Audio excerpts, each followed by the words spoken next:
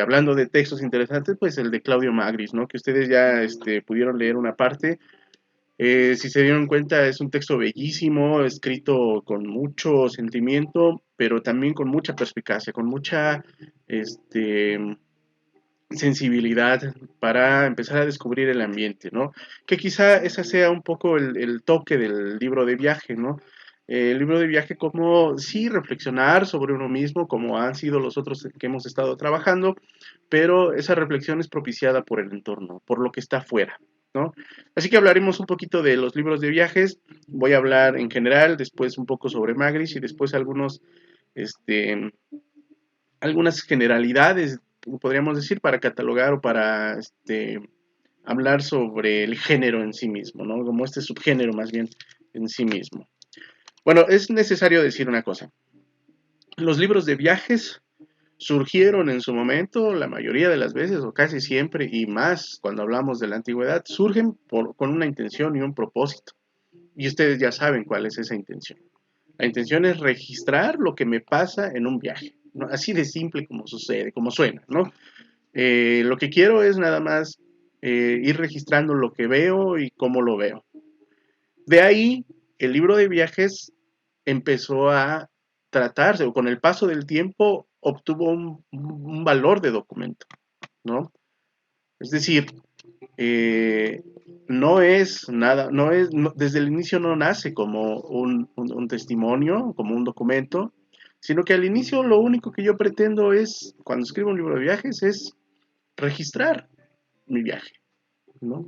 Es como un diario de viaje, ¿no? El diario de a bordo, por ejemplo, de Colón, que al final va a ser un libro de viaje, pero va a estar un poco raro porque lo que tenemos no es el diario de Colón, sino es la transcripción que hizo de las casas. En fin, no nos metemos en esas cosas ahora.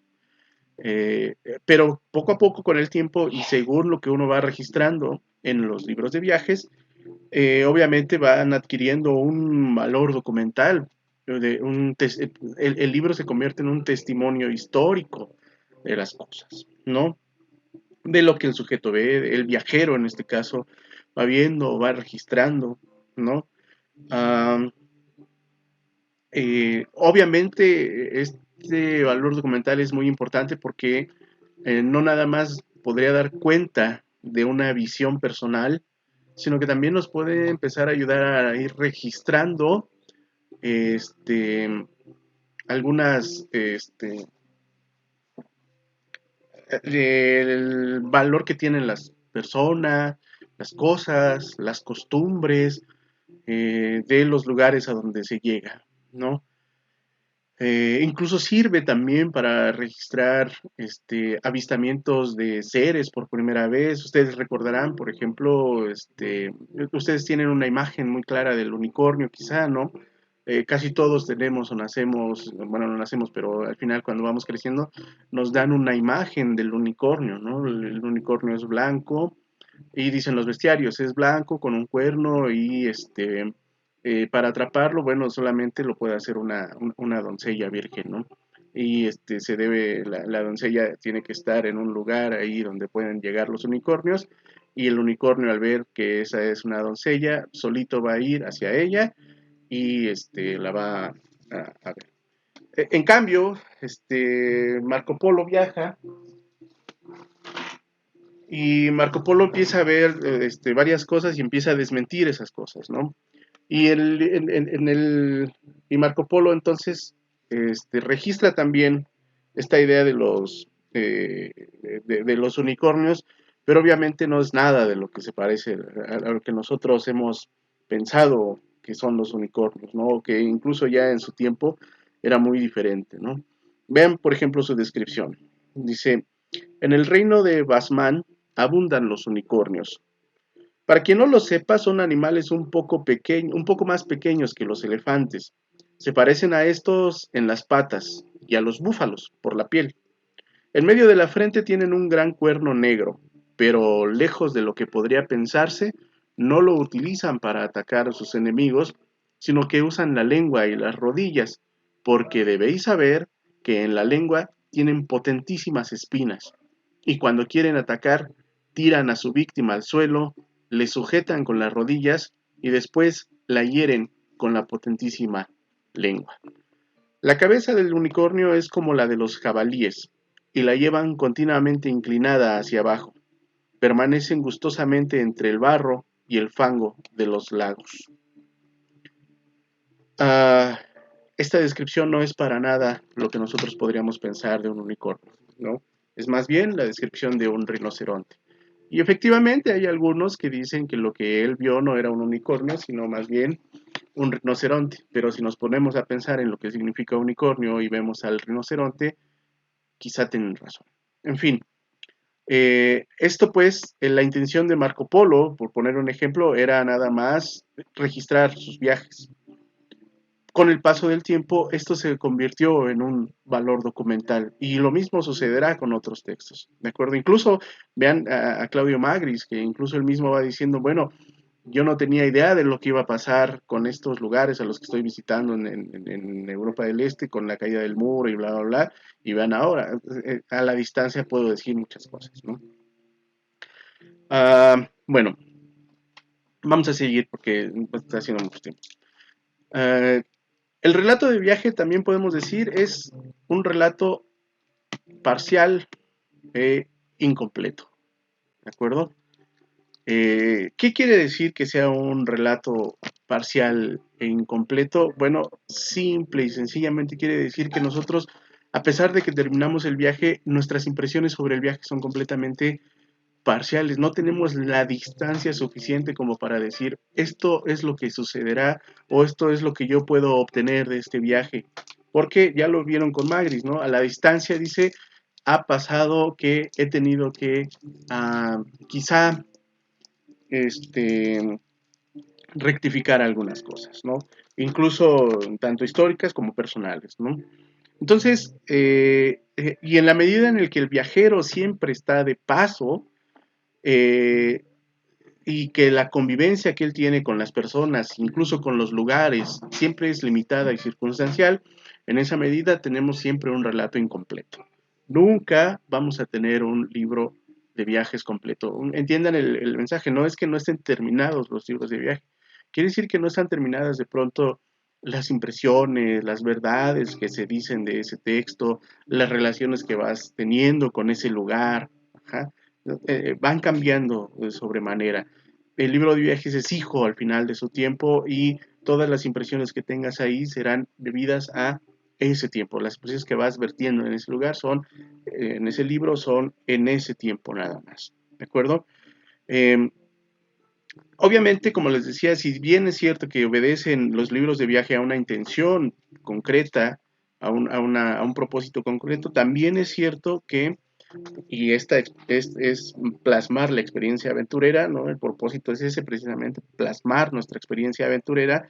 También es cierto que con el tiempo pueden tener otros propósitos o pueden irse juntando otras cosas. En nuestros tiempos de necesidad y todo eso, pues seguramente quizá el dinero puede ser un motivante para eh, para emprender un libro de viajes, ¿no?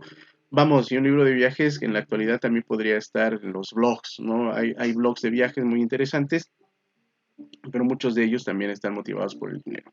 No es nada malo si lo hacen bien, ¿no? En realidad, vamos, el motivo va cambiando un poco. Eh, eh, ¿Qué es lo que nos motiva de pronto a escribir un libro de viajes? Quizás sea la curiosidad, ¿no? La curiosidad no nada más nos motiva a escribir el libro de viajes, sino también a emprender el viaje mismo, ¿no? Nosotros, acuérdense que el ser humano es curioso por naturaleza. Gracias a la curiosidad nosotros pudimos bajar, bueno, curiosidad y supervivencia, de pronto bajar de los árboles para empezar a buscar qué había más allá y poco a poco caminar un poco más y más allá y qué hay más allá y más allá. Como cuando están leyendo un libro muy interesante que de pronto dicen otra página para ver qué pasa, otra, otra y otra página, ¿no? De pronto lo que nos está motivando es un poco esta idea de la curiosidad. La curiosidad y la conmoción hacia la novedad. Nos gusta lo nuevo por naturaleza, aunque obviamente en general, ¿no? Hay personas a las que no les gusta para nada el cambio, lo nuevo, pero en general nos sentimos atraídos por la novedad. Y esta novedad funciona de una manera bien interesante, porque la novedad es lo que nos va a dar una correspondencia entre autor y el lector. Yo les voy a contar algo novedoso. Eso novedoso es lo que a mí me llamó la atención.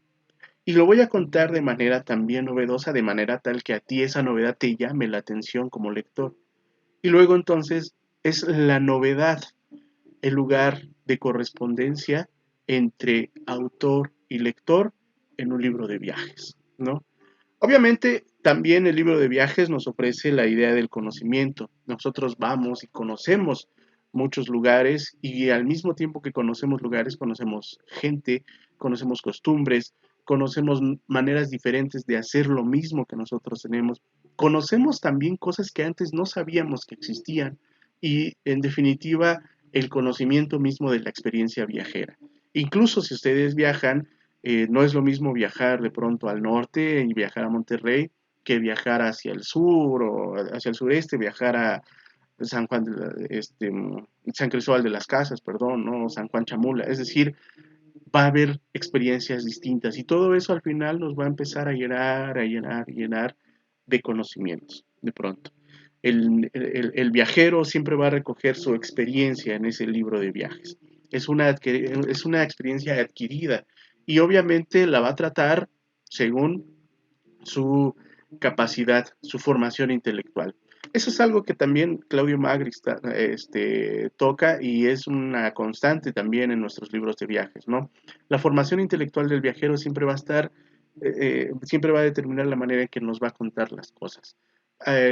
Por ejemplo, alguien en sus comentarios me dijo, bueno, Claudio Magri se ve que hizo un libro muy erudito. Efectivamente, es muy erudito. Algunos de ustedes dijeron, bueno, a veces parece que está tocando historia. Cuidado, no necesariamente está tocando historia, ¿no? Está tocando su versión de la historia de ese lugar al que llega, ¿no? Es una historia no registrada de pronto o registrada de alguna otra manera. Es la visión como él nos está contando, que es lo que le interesa de pronto, ¿no? Obviamente los viajes siempre tienen un itinerario y ese itinerario es el de los lugares, ¿no? Quiero conocer este lugar. Y básicamente lo que haces es, a veces es por prioridades. Primero quiero conocer a este, luego este, luego este, luego este. Y entonces no hay necesariamente un cronograma, pero sí hay una idea de llegar y salir, llegar y salir, llegar y salir. Y en ese sentido también, ya juntando un poco todo esto que tenemos, también tendremos que ver cuál es la condición social de los viajeros. Y van a ver que desde la antigüedad no hay una condición social del viajero, es decir, no decimos nada más viajan los ricos o nada más viajan los pobres, no, nada. Cualquiera puede viajar en realidad, ¿no? Vean a los trotamundos de pronto, ¿no?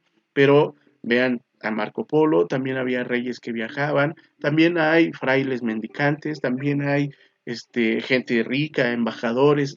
Obviamente, todos y cada uno de ellos, desde su propia experiencia personal, va a empezar a explicar de manera distinta un mismo viaje, ¿no? De pronto. Entonces, reyes, embajadores, nobles, mercaderes, pastores, religiosos, todo el mundo de pronto se puede convertir en un viajero, ¿no? Sin tomar en cuenta cuál es la condición social que los tiene. Que obviamente los mercaderes de pronto viajan muchísimo, ¿no? No podrían emprender ellos bastante esta idea del viaje, ¿no? Si tenemos en cuenta todas estas características, nosotros podríamos decir, bueno, pues casi cualquier libro puede ser de viaje, ¿no? Es decir, ¿qué necesitamos para que un libro sea de viaje? Pues básicamente que haya un viaje en él, o que se manifieste una intención de un desplazamiento físico, pero también un desplazamiento quizá imaginario, vamos a decirlo, sí, imaginario, ¿no? Pero principalmente esta idea del movimiento, del desplazamiento físico. Y en ese sentido nosotros podríamos ver que el libro de Mio Cid es un libro de viajes, ¿no? Si recuerdan el Mio Cid, empieza en un lugar y después va batallando, batallando, y cada uno de los lugares a los que llega hace una batalla y hasta que regresa otra vez, y así en realidad lo que está haciendo es un largo camino de viaje. También el Quijote de la Mancha es al final un libro de viajes. Don Quijote está haciendo viajes a cada rato, ¿no? Sale de su casa, regresa la primera vez, todo madreado, y después otra vez vuelve a salir y vuelve a salir. Es decir, hay una idea clara del libro de viaje en estos textos. ¿No? No nos podemos olvidar incluso de la Odisea, el gran libro de viaje de pronto, ¿no? Pero cuidado, ¿no? Los libros de caballerías. Pero cuidado, el hecho de que sea un libro de viajes, vamos a tener aquí que empezar a dividir entre libros de viajes de ficción y libros de viajes de no ficción. Un poquito más adelante voy a hablar de esto, ¿de acuerdo? Eh, Ahora hay una cuestión aquí que me interesa mucho llamar la atención y es la idea de las maravillas que se cuentan en los viajes. Estas maravillas podemos considerarlas de pronto a veces los viajeros no nos inspiran mucha confianza porque los viajeros tienden a mentir, ¿no? Hay un refrán popular que dice que quien a tierras lejanas va, si no ha mentido, mentirá, ¿no? ¿Qué quiere decir? Que regularmente cuando contamos algo en un viaje nadie nos cree, porque nosotros lo estamos contando con nuestros propios ojos y estamos contando nuestra propia experiencia de ese viaje. Vean, por ejemplo, a Marco Polo. Yo me pongo a pensar, quienes habrán leído el texto de Marco Polo y decían, no, ese no es un unicornio, el unicornio es blanco, ¿no? No gris y así de feo como lo pone él. Y el unicornio es noble, no vil, como él lo describe. No leí esa parte, pero más adelante dice que es un animal vil. ¿No? Entonces, de pronto, empezamos a sospechar un poco de los viajeros, ¿no? Pero lo cierto es que el viaje nos da precisamente acceso a maravillas. Por eso también Claudio Magris dice, de pronto, hay que tener muy alertas los sentidos para poder emprender un viaje. A veces los lugares nos van a hablar solos, a veces no. Y si nosotros no estamos abiertos, no tenemos la apertura necesaria para que los lugares nos hablen, entonces puede ser un viaje estéril, ¿no? Bueno, hasta aquí, digamos, un poco las características generales. Vamos a recordar solamente algunos puntos interesantes de la lectura de Claudio Magri, sobre todo del prefacio, en donde ya nos dice algunas pautas que él considera interesantes para el viaje o para el libro de viajes, ¿no? Por principio nos dice el viaje es un preámbulo, siempre como un preámbulo, como que siempre estamos a la espera de algo por venir.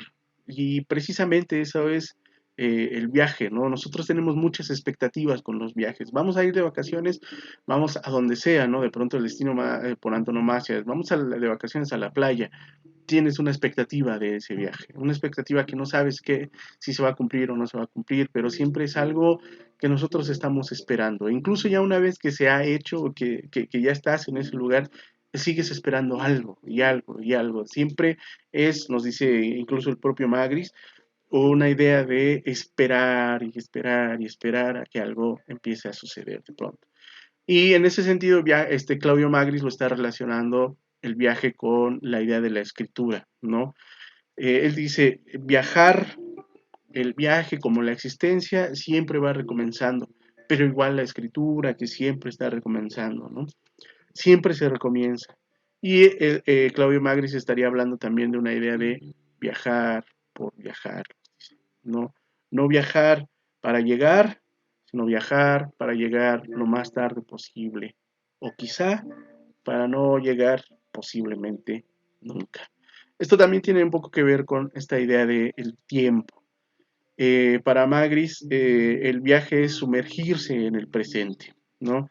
¿Qué significa eso? Hay una suspensión del tiempo, porque ya ni siquiera, ya no puedes dar marcha atrás, ya no es el pasado, no estás pensando en el pasado. ¿Se acuerdan, por ejemplo, cuando veíamos este, la idea de la autobiografía o el diario, que también estábamos jugando con estas situaciones del tiempo, ¿no? La autobiografía y el diario, de pronto parece que estamos pensando en el pasado para más o menos planear algo a futuro. Bueno, aquí necesariamente, dice Magris, es completamente todo lo contrario. El pasado ya fue, el futuro todavía no llega, estás en una amplia expectativa y lo único que te queda en el viaje es el presente. Y entonces como que el tiempo se congela, ¿no? Y lo que empieza a suceder es que eh, siempre estamos esperando que el tiempo vaya a, camine y camine, porque vamos caminando un poco junto con este presente eterno que implica ir viajando y conociendo y mientras más vas viajando y conociendo, el tiempo parece no pasar nunca, de pronto, ¿no? Eh, por eso también nos dice Claudio Magris, este es es muy raro de pronto la idea de sumergirse en el presente, porque conforme vamos conociendo las cosas y conforme vamos conociendo el lugar al que llegamos, de pronto también hay una idea ahí implícita de repetir lo que ya hemos visto, ¿no? Es decir, recordar lo que hemos visto o conocer lo que no hemos visto. Y eso hace que de pronto nos sintamos un poco familiarmente en el lugar extraño o un poco definitivamente extraños en un lugar este, que nos es familiar. Cuando llegas a casa después de un viaje y de pronto dices, esto me recuerda un algo que vi en un lugar muy extraño y tu propia casa se convierte en algo también eh, extranjerizante de pronto, ¿no? Perdón por la expresión, ¿de acuerdo? Obviamente esto tiene que ver un poco con la idea de las fronteras que hay que traspasar, nos dice Magris. Obviamente, si nosotros viajamos físicamente hay que traspasar muchas fronteras, pero también fronteras culturales, lingüísticas, históricas. Hay que, en algún momento Claudio Magris dice, hay lugares que son en sí mismos históricos, ¿no? Imagínense llegar a cualquier lugar, por ejemplo Egipto, ¿no? En Egipto, donde están las pirámides de Giza, y de pronto, imagínense cuántos años tiene, ¿no? Miles de años antes de Cristo, y a un lado la ciudad moderna, ¿no? Entonces, ese lugar implica un montón de fronteras que hay que traspasar, pero también, y esas fronteras están dadas en el mismo viaje, en el mismo lugar al que llegamos, ¿no? Y eso precisamente también, imagínense esta situación de Egipto, también nos da la sensación de lo familiar con el mundo moderno que nos esperará en Egipto, pero también la idea de algo que no nos es familiar, por principio el lenguaje, luego una casa así piramidal de pronto, ¿no? Y de pronto nos van a empezar a salir un montón este, de cosas, de pequeñas circunstancias que van a hacer que nuestro viaje sea o bien eh, muy extraño o muy familiar. Como sea, se trata de ciertas fronteras que hay que empezar a romper. Obviamente, esto de los tipos de viaje seguramente ustedes ya lo comprendieron bastante bien. El viaje circular, el viaje rectilíneo, el viaje circular, la Ilíada, la Odisea, ¿no? La Odisea principalmente, de pronto hay que llegar al lugar de donde salimos, y el rectilíneo es el que Magris estaría proponiendo, o el viaje moderno, que es no llegamos nunca a ningún lugar, ¿no? En cuanto a esta situación de las fronteras y de lo que nos es conocido, lo que no nos es conocido, vean, hay un par de versos en la Ilíada que precisamente nos hablan de eh, esta idea del viaje y de la memoria y de la remembranza del viaje, ¿no? Dice, como cuando el pensamiento transporta a un hombre que tierras numerosas ha recorrido y que en su juiciosa mente imagina, ojalá estuviese allá, ¿no? Es una idea de siempre estar en la añoranza de pronto del viaje mismo. Algunas otras de las características del viaje, como Magris lo comprende, el viaje como desencanto, y este desencanto tiene que ver con echar, dice Magris, cuentas con la realidad. Tienes una expectativa muy alta de un lugar y de pronto llegas a ese lugar y de pronto resulta que ese lugar no era lo que tú pretendías. Y por otro lado, también, así como él habla del desencanto, también podríamos hablar de una idea que es completamente distinta, o lo contrario, ¿no? La idea de los lugares en los que tu expectativa era muy pobre y de pronto resulta que te encuentras con algo muy interesante, ¿no? Seguramente nos ha pasado ambas cosas, ¿no?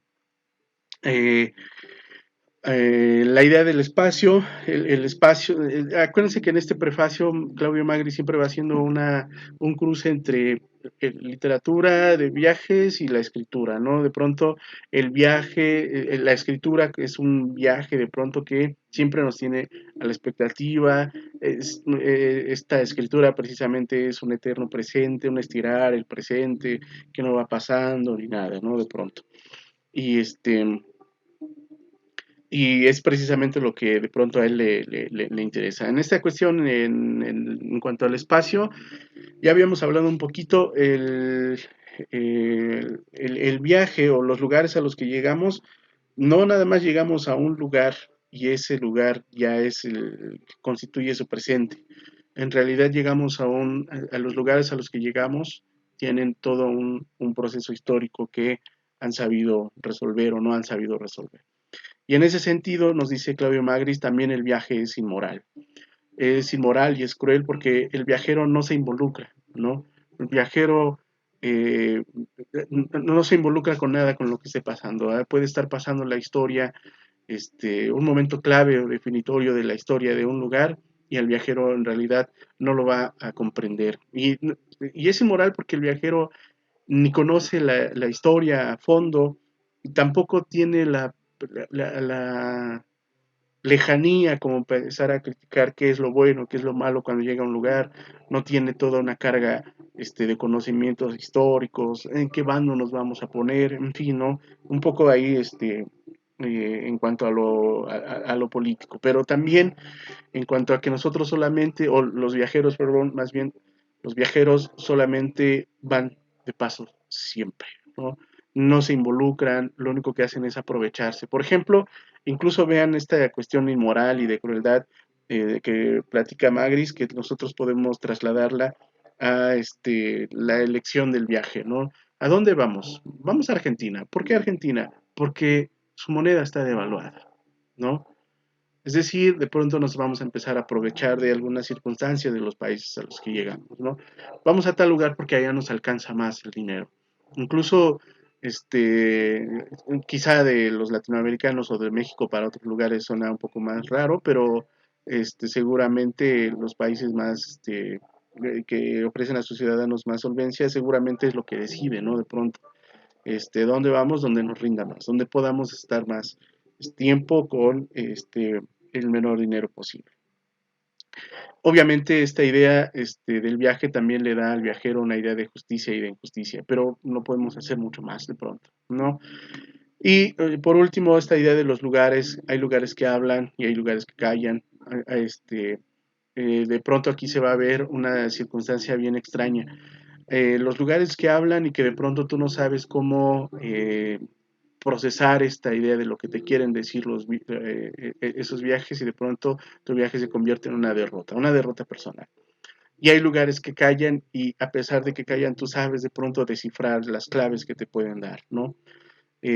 Obviamente un viaje puede ser muy rico en experiencias, pero también puede ser estéril, también puede implicar una derrota cuando no sabes aprovechar, cuando no sabes leer las claves que están dentro de ese viaje, ¿no? De esos lugares. Es decir, cuando estamos cortos en la experiencia que nos ofrecerá el viaje. En la Biblia misma, de pronto, cuando está hablando del sabio en el eclesiástico, hay algunas ideas de qué es lo que el sabio tiene que hacer y vean esta idea que está muy bonita. El sabio recorre tierras extrañas para conocer lo bueno y lo malo de los hombres, ¿no? Es una idea que me parece que está dentro de todo lo que nosotros podemos ir captando sobre lo que es el viaje. Por último, eh, bueno, aquí tengo todavía algo sobre lo de Claudio Magris, sobre la idea de la derrota. Al final, pues no siempre es un tanto una derrota. Dice el viajero siempre se mantiene fiel a las oportunidades fallidas o perdidas. Lo que les decía desde un inicio, no tenemos la suficiente, no podemos ver el futuro de pronto para ver qué le va a deparar a los lugares en donde llegamos. Y pero tampoco se vale que en tu libro de viajes vayas y empieces a corregir todo, ¿no? Porque entonces estás cambiando tu propia experiencia, ¿no? El viajero no corrige el pasado, ni siquiera se corrige a sí mismo, ¿no? Con un juicio postrero. Por eso también hay que tener en cuenta cuáles son los tipos de libros de viajes. Hay libros de viajes naturales, de pronto, como este que nos está leyendo Magris, que nos ofrece Magris, es muy espontáneo, no corrigió nada, de pronto las impresiones que tuvo son las que dejó, pero seguramente va a haber algunos escritores tramposos que de pronto digan, yo estuve ahí, mejor me regreso y quito esto, quito aquello, habla quitándole la idea de espontaneidad al libro de viajes, ¿no? Lo cual, nos dice Magris, no debería de poder hacerse, ¿no? Esta idea es muy preciada, ¿no? La historia no está hecha solo de lo que ha acaecido, sino de lo que en un momento dado era posible, ¿no? Que nosotros vamos construyendo precisamente nuestros libros de viajes a través de lo que en algún momento puede ser posible, aunque más adelante te des cuenta de que a lo mejor no estabas bien en eso que pensabas, ¿no? Y ahora para terminar solamente algunas ideas que podrían ayudarnos a calificar, a esbozar el subgénero de los libros de viajes, ¿no? Eh, por principio, ustedes ya se dieron cuenta, en un libro de viajes no hay una trama que atraviese el relato de principio a fin.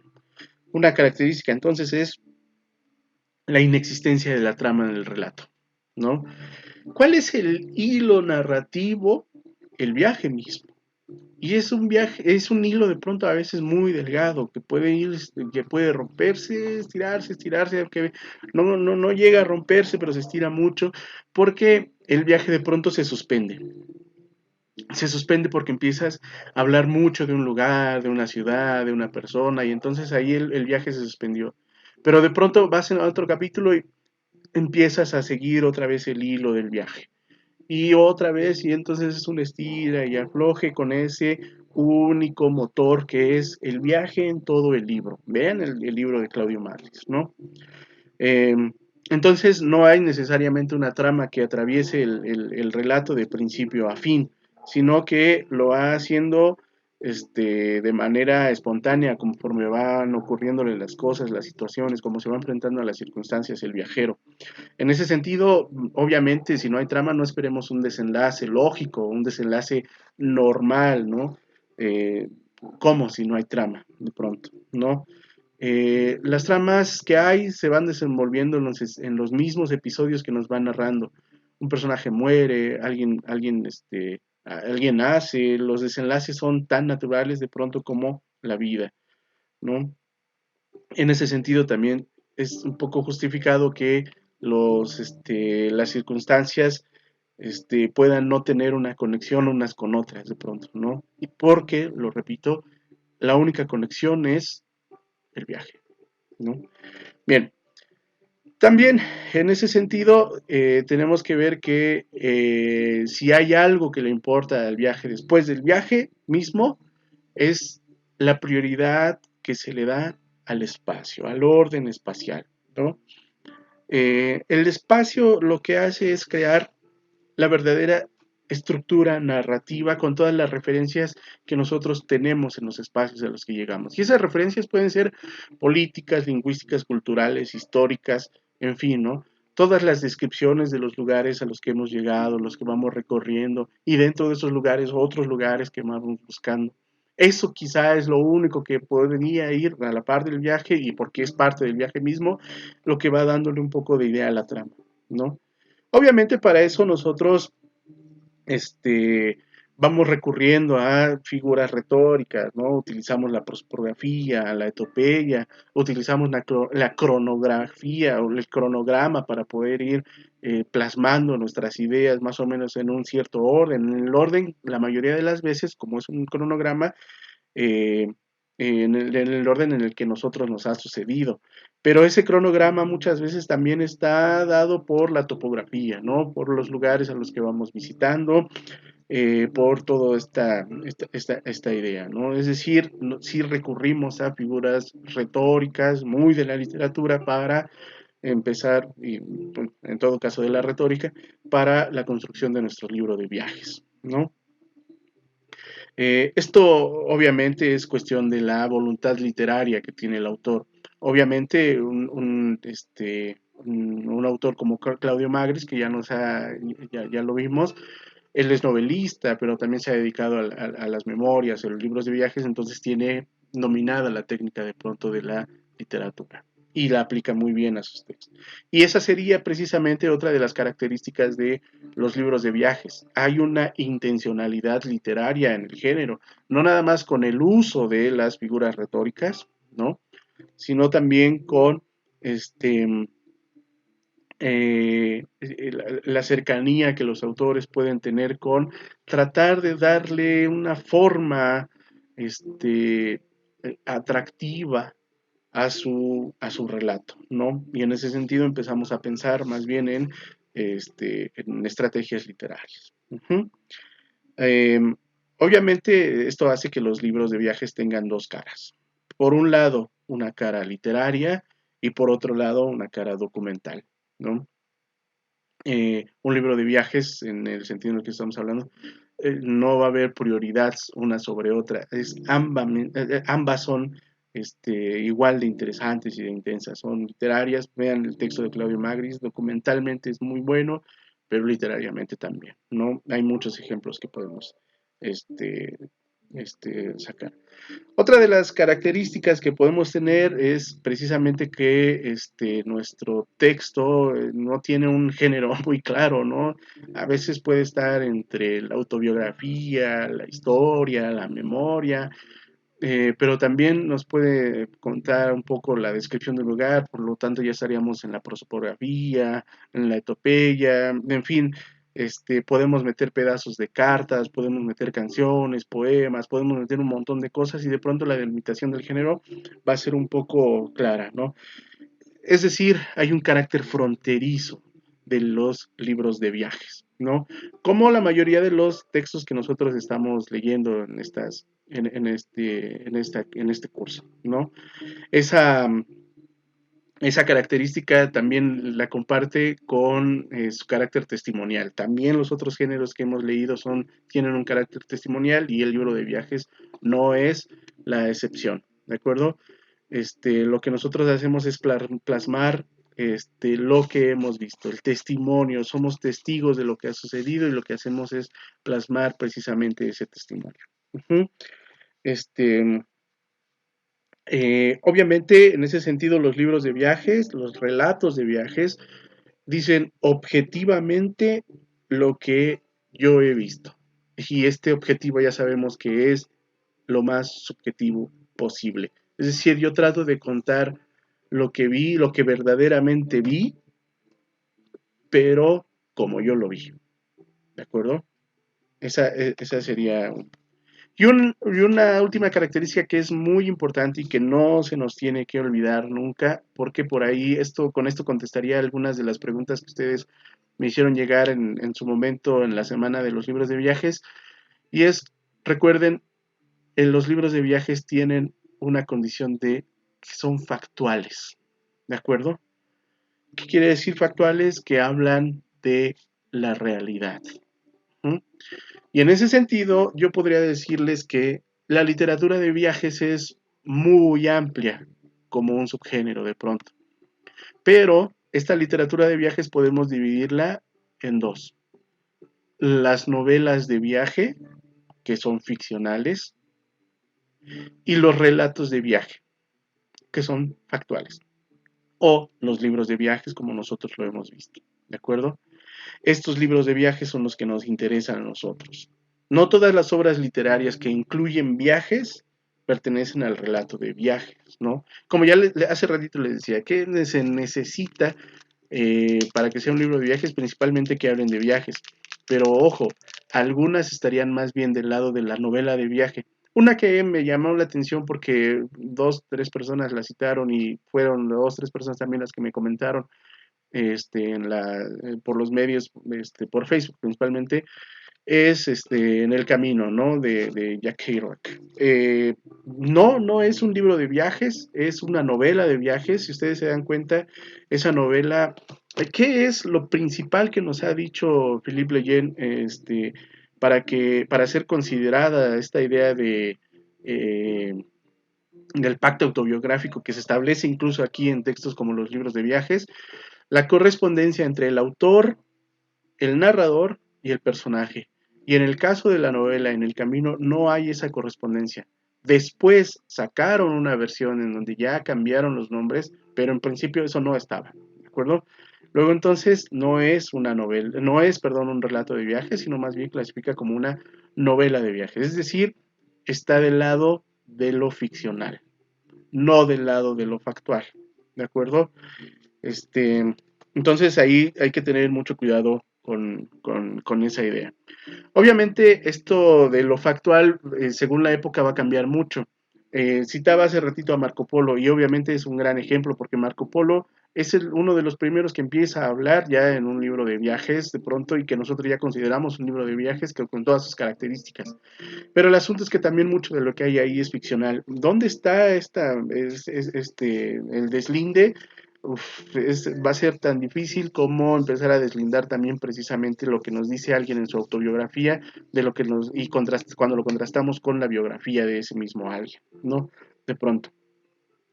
Sobre todo en la Edad Media, en donde lo imaginario y lo real de pronto se van mezclando bastante. Acuérdense que en principio, por ejemplo, si pensamos en los bestiarios, en principio todas los animalitos que estaban reflejados, que estaban expresados ahí en los bestiarios existían por una simple y sencilla razón. Dios los puso ahí y claro que existen. Si Dios nos ha dado la capacidad para imaginarnos esos animales, quiere decir que existen. Luego entonces eso no se pone en duda, ¿de acuerdo? Obviamente esto va a cambiar con el tiempo y más con la llegada de un método científico. Esto hace que los relatos de viajes ya tengan unas características que son las que hemos estado revisando en- durante todo este video, ¿de acuerdo? Entonces la literatura de viaje, la literatura de viaje, vamos a entenderla como cualquier texto que en mayor o menor medida tenga un sentido del tópico del viaje. ¿Mm? Una epopeya, una comedia, las novelas, unos cuentos pueden ser literatura de viajes, ¿de acuerdo? Siempre y cuando intervenga un viaje de manera que sea una peregrinación, una expedición, una travesía. Por ahí hay muchos fans de Lovecraft. Las montañas de la locura estaría metida en la literatura de viajes, ¿de acuerdo? Pero literatura de viajes en este sentido, de la novela de viajes. Los relatos de viaje tendrían, para saber si es o no un relato de viaje, consideren las características que hemos leído de Philippe Lejeune, ¿de acuerdo? La correspondencia entre el autor, el narrador y el personaje. Todas esas características que hemos visto al final nos van a ayudar en muchos, porque en muchos de los relatos que hemos estado viendo, de los subgéneros que hemos estado leyendo, porque al final recuerden que todos parten de una cosa, la literatura del yo. ¿De acuerdo? Por eso empezamos precisamente con Philippe Leyen, porque él es el que va a dar, o el que ya nos está dando algunas pautas para ir comprendiendo todos estos géneros que vienen más adelante. Incluso el ensayo, ya lo veremos en el próximo video. ¿De acuerdo? Luego entonces, nada más que quede muy claro esta idea de deslindar siempre la literatura de ficción de la literatura factual. Es decir, los géneros literarios y los no literarios, ¿de acuerdo? Que es lo que nosotros hemos estado viendo estos últimos.